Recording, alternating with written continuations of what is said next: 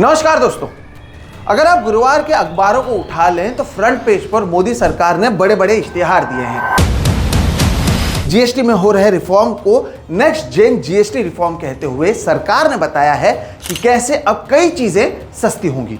Hair oil से shampoo तक और एसी से टीवी तक सब कुछ कैसे सस्ते होंगे और आत्मनिर्भर भारत में कैसे लोगों को ईज ऑफ लिविंग मिलेगा, इसका भी जिक्र अखबारों के इन इश्तिहारों में किया गया है। अब इसे मोदी जी का दिवाली गिफ्ट कहकर जहां उनके पार्टी के लोग डंका बजाएंगे, तो वहीं इसकी शुरुआत खुद मोदी जी ने 15 अगस्त के दिन लाल किले के अपने भाषण से की थी। हम नेक्स्ट जनरेशन जीएसटी रिफॉर्म्स लेकर के आ रहे हैं। ये दिवाली के अंदर आपके लिए तोहफा बन जाएंगे। सामान्य मानवीय की जरूरतों के टैक्स भारी मात्रा में कम कर दिए जाए। तो वहीं दोस्तों, सच्चाई यह है कि जो काम जीएसटी को पहली बार इंप्लीमेंट करते समय करना चाहिए था, उस काम को अब इतने सालों बाद किया जा रहा है और इसे एक गिफ्ट के तौर पर पैकेजिंग किया जा रहा है। 5 और 18% जीएसटी कर रखने की बात तो राहुल गांधी ने 18 अक्टूबर 2016 को ट्वीट कर कही थी, लेकिन तब राहुल गांधी के छवि को पप्पू बताने में जुटी बीजेपी ने इस पर ध्यान नहीं दिया और अब लगभग 9 साल बाद इसे एक दिवाली गिफ्ट की तरह पेश किया जा रहा है। ये तो ठीक दोस्तों उसी तरह है जिस तरह से हमें 2019 में बताया गया कि चीन हमारा सबसे बड़ा दुश्मन है और 2025 में मोदी जी चीन जाकर हंसने वाली तस्वीरें खींचते हैं और ड्रैगन और हाथी के साथ आने की बातें हमारे यहाँ पर मीडिया चलाती है। आज इस वीडियो में हम आपको बताएंगे कि कैसे केवल पैकेजिंग पर फोकस कर पिछले 11 सालों में तमाम स्कीमों और फैसलों ने हम भारतवासियों को परेशान किया और फिर सरकार ने चुपचाप इसे बदल दिया और अपने आप को इन तमाम स्कीमों से किनारा कर लिया। नमस्कार दोस्तों, मेरा नाम है सोहित मिश्रा और आप सभी का एक नए एपिसोड में बहुत बहुत स्वागत है। अगर आपने अब भी मेरे इस चैनल सोहित मिश्रा ऑफिशियल को सब्सक्राइब नहीं किया है तो जरूर कर लें।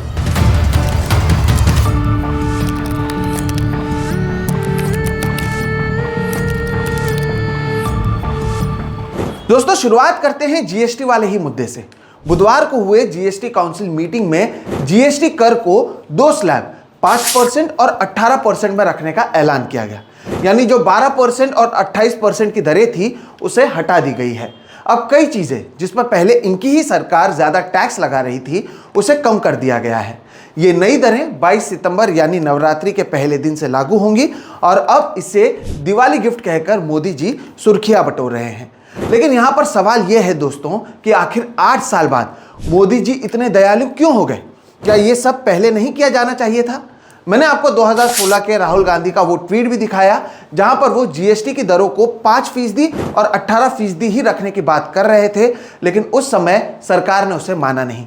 यहां दोस्तों आपको यह याद रखना चाहिए कि मोदी सरकार के लोग जो अब सिंप्लीफाइड जीएसटी की बातें कर ढिंडोरा पीट रहे हैं, ये वही लोग हैं जो पॉपकॉर्न पर भी अलग अलग जीएसटी लगा रहे थे।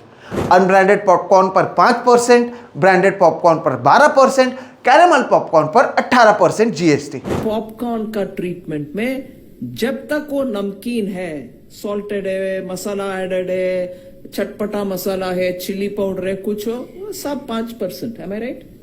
5%.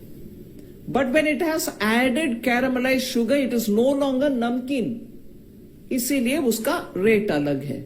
पॉपकॉर्न को भी अलग अलग कैटेगरी में बांटने के बाद अब सरल जीएसटी का डंका देश भर में बजाया जा रहा है।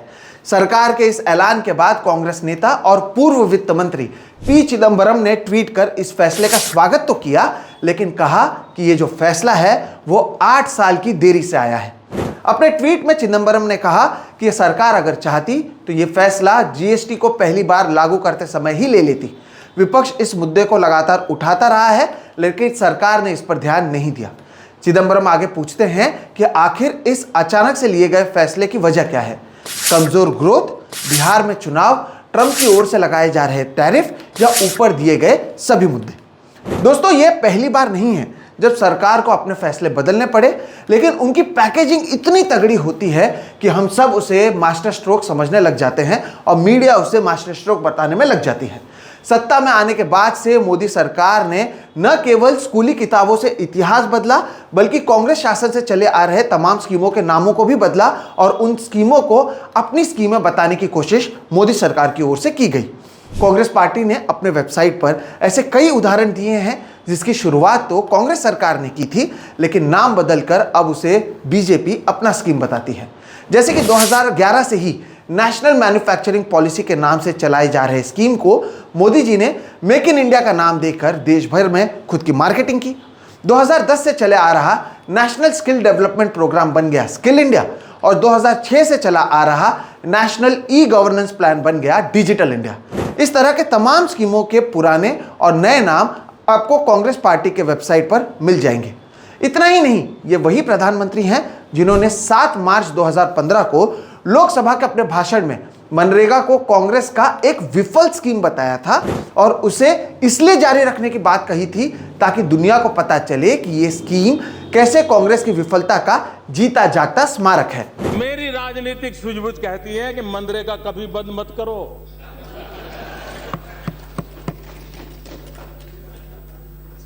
मैं ऐसी गलती नहीं कर सकता हूं क्योंकि मनरेगा आपकी विफलताओं का जीता जागता स्मारक है। आजादी के 60 साल के बाद आपको लोगों को गड्ढे खोदने के लिए भेजना पड़ा। ये आपकी विफलताओं का स्मारक है और मैं गाजे बाजे के साथ इस स्मारक का ढोल पीटता रहूंगा। मनरेगा को कांग्रेस की विफलता बताने वाले पीएम मोदी की सरकार ने न केवल इस स्कीम को चलाया बल्कि बढ़ती महंगाई और बेरोजगारी को देखते हुए इस स्कीम के फंड को और भी बढ़ाया ताकि ग्रामीण इलाकों में लोगों को हो रहे परेशानी को कम किया जा सके। यही है दर्शकों इनकी करनी और कथनी का फर्क। 2015 के पीएम मोदी के मनरेगा वाले बयान के बाद गोदी मीडिया के लोग उस समय यह साबित करने में लग गए थे कि कैसे मनरेगा एक घटिया स्कीम थी, और अब यही लोग इसमें बढ़े हुए रकम को एक गेम चेंजर बताते हैं।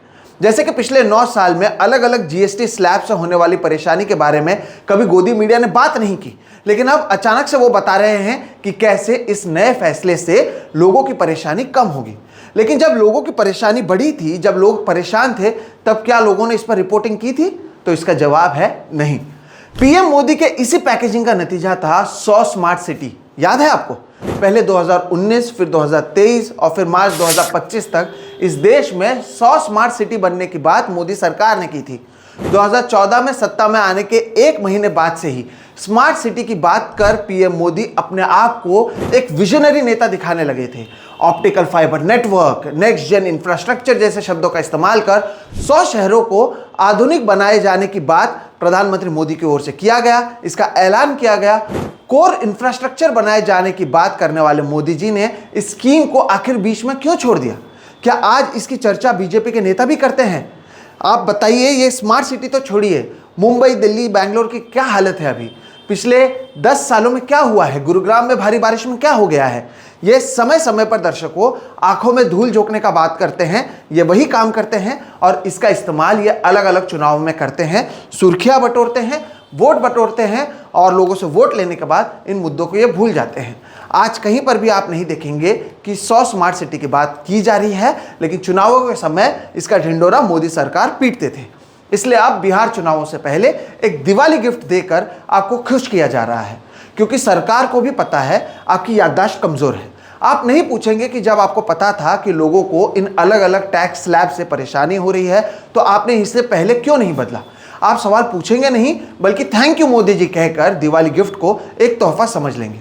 ऐसा नहीं है दोस्तों कि ये लोग केवल वोटरों को बेवकूफ बनाते हैं।